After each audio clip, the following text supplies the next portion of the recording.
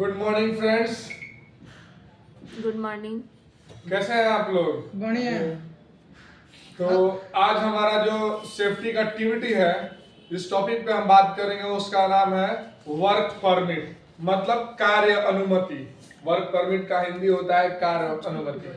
तो हम जानेंगे सबसे पहले कि वर्क परमिट होता क्या है, कार्य अनुमति होता क्या है।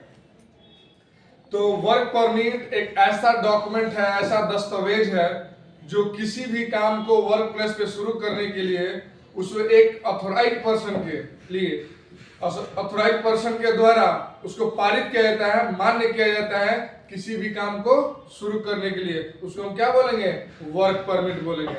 अब हम जानते हैं कि वर्क परमिट कितने प्रकार का होता है। ठीक है, तो वर्क परमिट 3 प्रकार का होता है। पहला हॉट वर्क परमिट, दूसरा कोल्ड वर्क परमिट, तीसरा हाई रिस्क परमिट।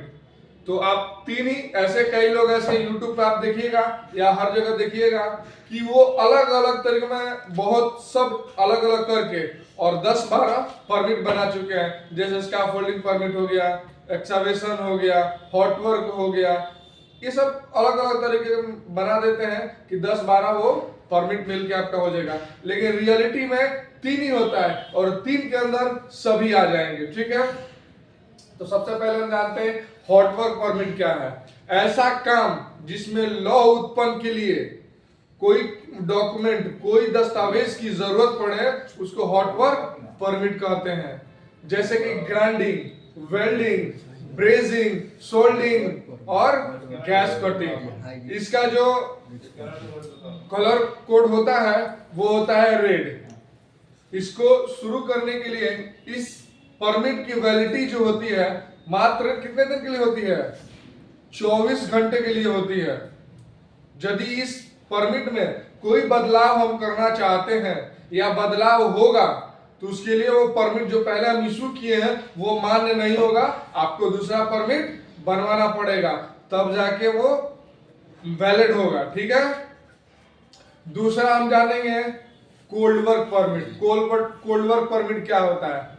ऐसा परमिट जिसमें खुदाई हो या मचान का काम हो, इन सब कामों के लिए यदि हम एक दस्तावेज चाहिए, एक डॉक्यूमेंट चाहिए शुरू करने के लिए, इस काम को शुरू करने के लिए, उसको हम बोलेंगे कोल्ड वर्क परमिट। जैसे कि स्कैफोल्डिंग हो गया, एक्सकवेशन हो गया, लैडर हो गया, कन्फाइंड स्पेस हो गया, ये सब क्या आएगा?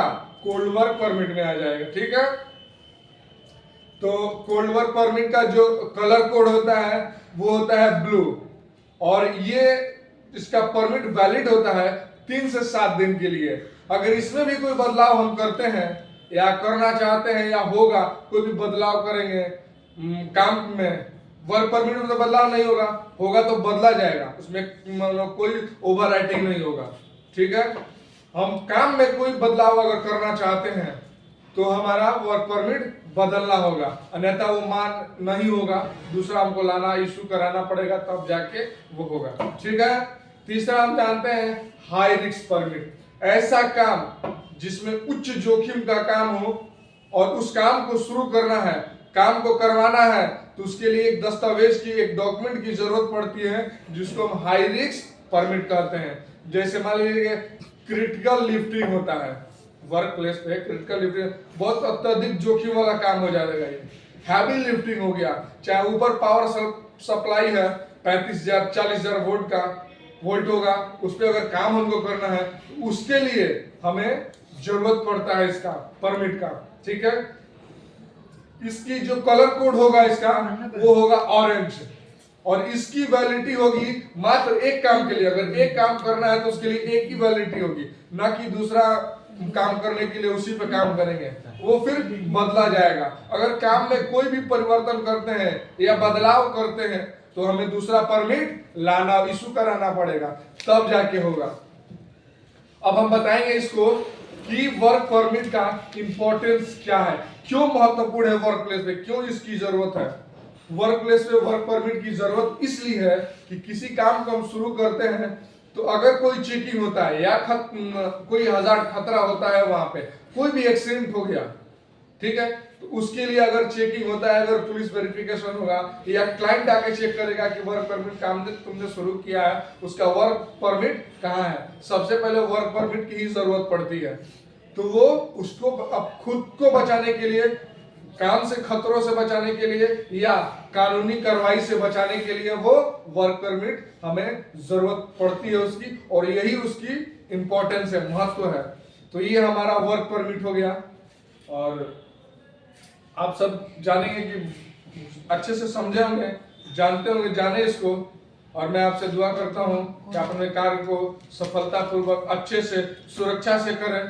ठीक है, जय हिंद, जय भारत।